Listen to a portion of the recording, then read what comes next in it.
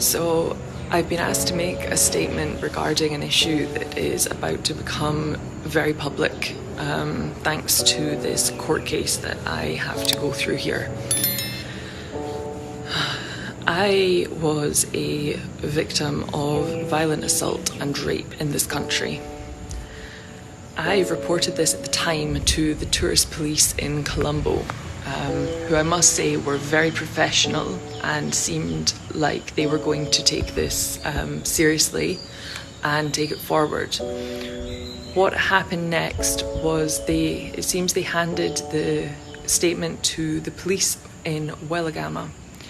This was 2 months later. I was called in by the police in Welagama, and I went into the station thinking I just had to maybe verify something, and they marched me into a room and told me to sit down.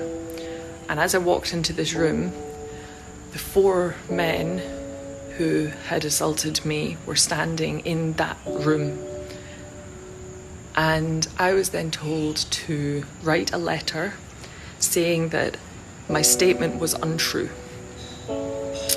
So I refused to do this.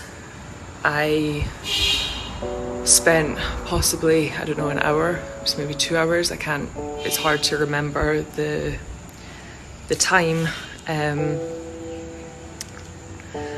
I eventually was so pressured, I was told, I remember crying, and I remember the policeman openly laughing and mocking me as I cried. That was a vivid memory from this day.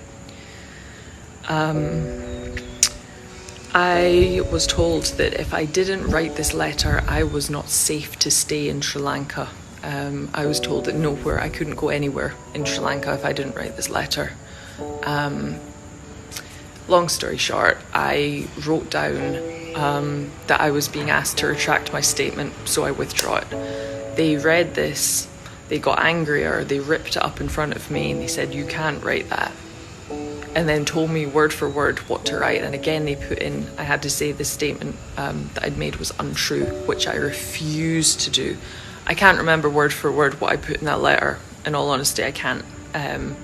But I do remember I refused to do that. I was not going to invalidate what had happened to me, even under threat.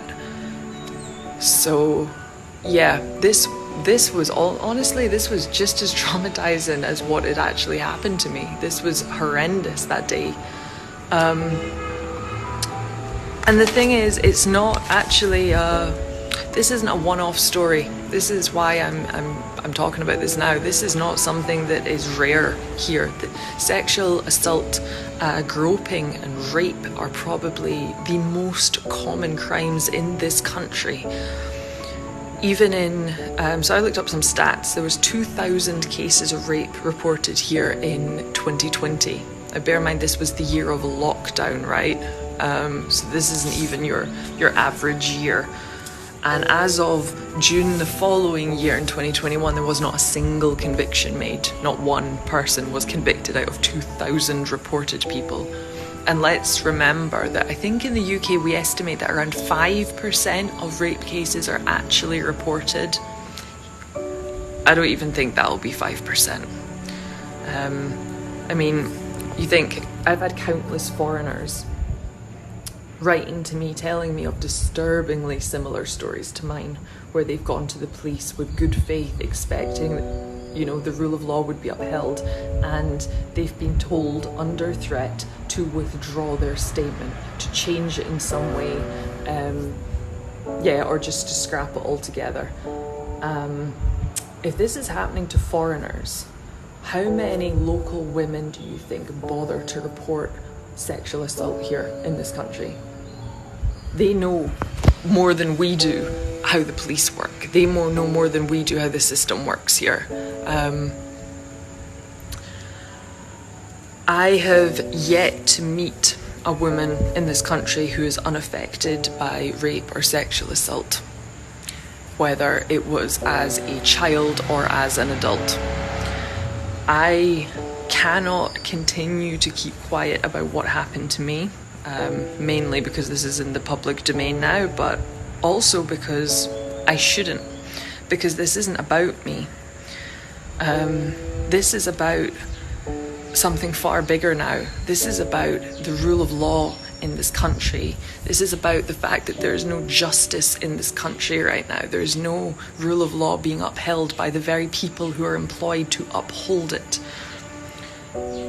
I am asking for the people of this country to wake up to what is really happening, to open their eyes, to stand up for their mothers, their sisters, their daughters, their aunts, the women of this country are treated disgustingly and disrespectfully here. And this has to change. I'm asking the women of this country to finally have the courage to stand up for the protection that they deserve to have, that they, as a constitutional right, they deserve. It's written into your constitution that everyone deserves equal protection under the law. Where's the protection of women? Where's the protection of children here? I'm asking men to actually step into the role of being true men, as to protect the women here in this country from this kind of inhumane and disgusting treatment, and especially by the police force that's meant to be protecting the people.